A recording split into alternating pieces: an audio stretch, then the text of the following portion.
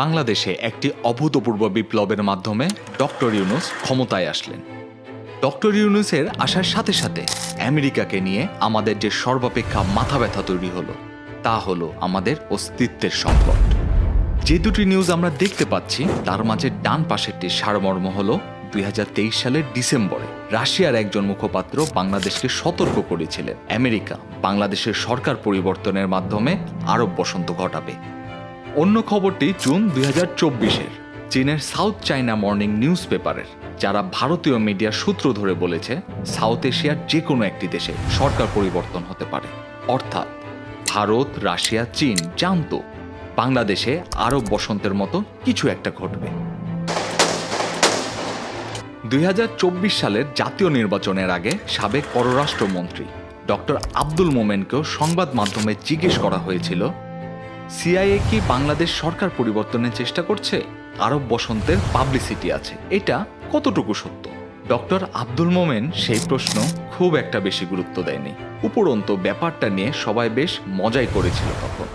অবশ্য নির্বাচনের পরেই শেখ হাসিনা তাকে আর সেই পদে রাখেননি।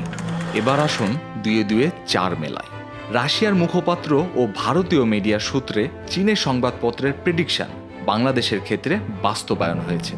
আরও কিছু তথ্য জেনে নেই আমরা।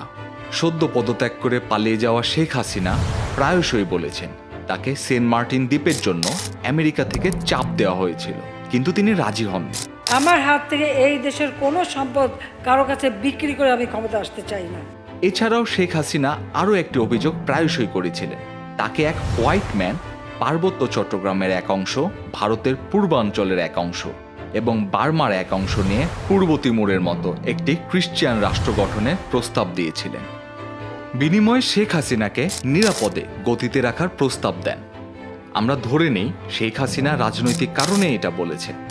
বৈষম্য বিরোধী ছাত্র আন্দোলনের সমন্বয়করা কেউই রাজনৈতিক দলের বাইরে নয়, বেশিরভাগ মানুষের জন্যই চমকানো সংবাদ। জি, তাদের অনেকেই একটি ছাত্র সংগঠনের নেতা। সংগঠনের নাম গণতান্ত্রিক ছাত্র শক্তি। গত বছরের 4 অক্টোবর ঢাকা বিশ্ববিদ্যালয়ের এই ছাত্র সংগঠনের আত্মপ্রকাশ ঘটে।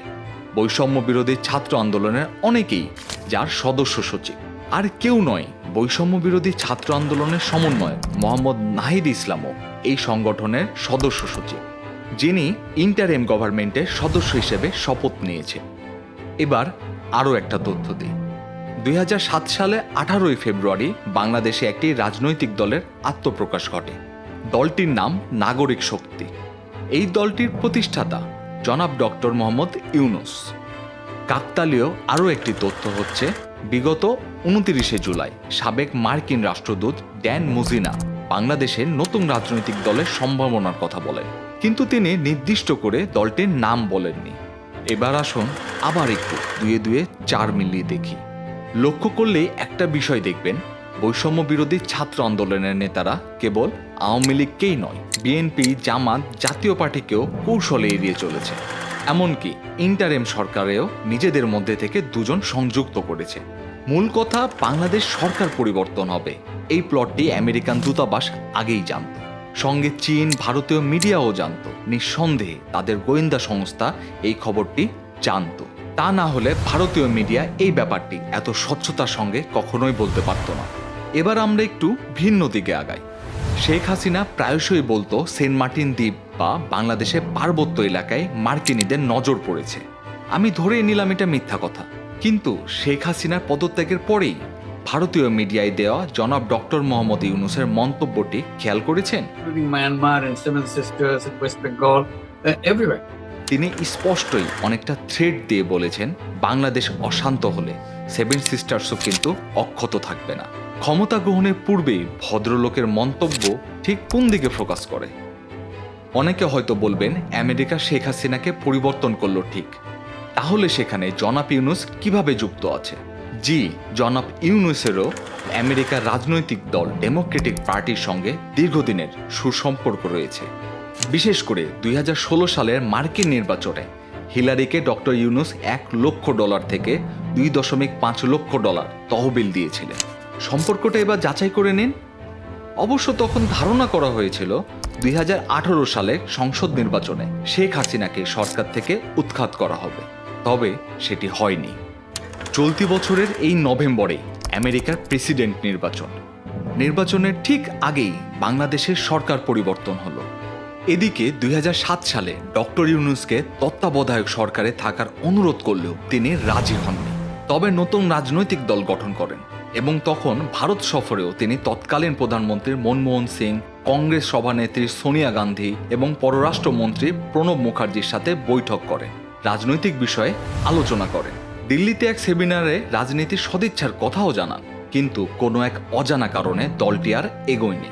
হঠাৎ করে এত বছর পর ডক্টর মোহাম্মদ ইউনূসের রাজনীতিতে জড়ানোর বিষয়টা কেমন যেন ভুতুড়ে মনে হচ্ছে।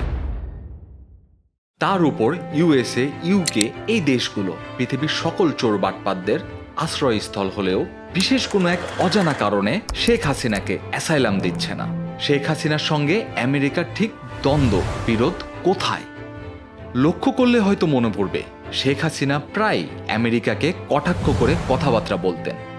এর মধ্যে কিছু ছিল এরকম: আটলান্টিক পার হয়ে ওই আমেরিকা না গেলে কিচ্ছু আসা যায় না। আমেরিকার ভিসা না দিলে কি হবে? ওইদিকে যাব না। আরো অনেক দেশ আছে। এছাড়াও পদ্মা সেতু ও রোহিঙ্গা ইস্যুতেও আমেরিকাকে প্রায় শেখ হাসিনা কটাক্ষ সুরে কথা বলেছেন। তবে শেখ হাসিনাকে আমেরিকার অপছন্দ করার কারণ কি এটাই? অন্যদিকে জানুয়ারিতে ডক্টর ইউনূসের কন্যা মনিকা ইউনূসকে ব্রিটিশ সংবাদ মাধ্যম 4 নিউজ থেকে বাংলাদেশের নির্বাচন সম্পর্কে জিজ্ঞেস করলে তিনি জানিয়েছিলেন, এটা নোট করা গুরুত্বপূর্ণ যে অন্যান্য রাজনৈতিক দলগুলো এই নির্বাচন বয়কট করেছে। বাংলাদেশে সুষ্ঠু নির্বাচন হয়নি এবং তার রাজনৈতিক দলগুলো বর্জন করেছে। ডক্টর ইউনূসের সাজা সম্পর্কে বলেন, আমার বাবা এবং তার সহকর্মীরা একেবারেই নির্দোষ। এটি অন্যায়ভাবে করা হয়েছে এবং তার পিতাকে হয়রানি করা হচ্ছে। 6 মাস পূর্বেই ডক্টর মোহাম্মদ ইউনূসকে ডয়চে ভেলে থেকে জনাব খালেদ মহিউদ্দিন শেখ হাসিনার বিষয়ে জানতে চাইলে তিনি বলেছিলেন, এখন আমাকে চোট বদমাইশ ছাড়া আর কোনো বিষয় উনি মনে করেন বলে মনে হয় না আমার কাছে। শেখ হাসিনা ডক্টর ইউনূসকে একেবারেই পছন্দ করেন না, বরং ডক্টর ইউনূসকে শেখ হাসিনা সুদখোর, চোর ছাড়া সম্বোধনই করেন না। এছাড়া তিনি দাবি করেন তাকে 2007 সালে 10 বছরের জন্য তত্ত্বাবধায়ক সরকারের প্রধান হবার খবরটি মিথ্যা ছিল। অবশ্য এমনও গুঞ্জন আছে যে ডক্টর ইউনূস বলেছিলেন, আমি চাইলে শেখ হাসিনা একদিনও ক্ষমতায় টিকতে পারবে না। তবে এই খবরের সত্যতা পাওয়া যায়নি। মজার বিষয় হচ্ছে 7 মাস পূর্বে ডক্টর ইউনূসকে শেখ হাসিনা 6 মাসের জেল এবং জরিমানা করে এবং ঠিক 7 মাস যেতে না যেতে শেখ হাসিনার পতন হয়। এইদিকে বাংলাদেশ সরকার পরিবর্তন এবং ডক্টর ইউনূসের ইন্টারিম গভর্নমেন্টের প্রধান উপদেষ্টা হবার খবরে আমেরিকা সবার আগে ডক্টর ইউনূসের এই সরকারকে শুভেচ্ছা জানিয়েছে। এটা সত্য যে ছাত্রদের আন্দোলনকে ঘিরে শেখ হাসিনা সরকারের অনেকগুলো ভুল সিদ্ধান্ত ছিল, অনেকগুলো প্রাণ ঝরেছে, কিন্তু এবারের মতো এত বড় আন্দোলন এর আগে শেখ হাসিনা সরকার দেখেনি, তাও যেখানে আন্দোলনকারীরা কোনো রাজনৈতিক দলের ব্যানারে আসেনি। যাই হোক, আমার কয়েকটি বিষয়ে খুব কিউরিওসিটি কাজ করছে, বিশেষ করে হঠাৎ ডক্টর মোহাম্মদ ইউনূসের রাজনীতিতে জড়ানোর উদ্দেশ্য কি? আমেরিকা কি ডক্টর ইউনূসের মাধ্যমে সেন্ট মার্টিন দ্বীপে ঘাঁটি গাড়তে চায়? বাংলাদেশ ভেঙে কি পূর্ব তিমুরের মতো নতুন খ্রিস্টান রাষ্ট্রের সূচনা হতে যাচ্ছে? তা না হলে 7 সিস্টার্স নিয়ে তার মন্তব্যের উদ্দেশ্য কি? বৈষম্য বিরোধী ছাত্র আন্দোলনের সমন্বয়কদের নতুন রাজনৈতিক দল ছিল, তাহলে তাদের উদ্দেশ্য কি? এটি কি ডক্টর ইউনূসের নতুন দল, বা সাবেক মার্কিন রাষ্ট্রদূতের ভবিষ্যৎবাণী কি এটিকে ঘিরেই ছিল? ডক্টর মোহাম্মদ ইউনূস এবং বৈষম্য বিরোধী ছাত্র আন্দোলনে সমন্বয়কদের রাজনৈতিক দলের নাম প্রায় কাছাকাছি। এর পেছনে রহস্য কি? বৈষম্য বিরোধী ছাত্র আন্দোলনের সমন্বয়করা ডক্টর মোহাম্মদ ইউনূসকে স্বল্প সময়ের জন্য নয়, বরং দীর্ঘ সময় এই পদে রাখতে আগ্রহী। তাহলে সেটি কতদিন দীর্ঘ হতে পারে এবং তাতে তাদের উদ্দেশ্য কি? মোটামুটি ধরাই যাচ্ছে ডক্টর মোহাম্মদ ইউনূস বিএনপি, জামাত, আওয়ামী লীগের পক্ষে হয়ে কাজ করতে আসেননি, কেননা আন্দোলনের সমন্বয়করা ইতিমধ্যে বলেছেন তারা পুরাতন কাউকেই চান না। যাই হোক, ডক্টর মোহাম্মদ ইউনূস নিঃসন্দেহে একজন গ্লোবাল সিটিজেন। আমার দৃঢ় প্রত্যাশা আমার এই সব কিউরিওসিটি সত্য হবে না। যদি সত্য হয় তাহলে এই অঞ্চল মধ্যপ্রাচ্যের মতো একটি অস্থিতিশীল এলাকা হিসেবে আত্মপ্রকাশ করবে। ডক্টর মোহাম্মদ ইউনূসের হঠাৎ রাজনীতিতে জড়ানো এবং বৈষম্য বিরোধী ছাত্র আন্দোলনের সমন্বয়কদের রাজনৈতিক দল থাকা সন্দেহজনক। এর পেছনে কে ছিল, তাদের স্বার্থ কী?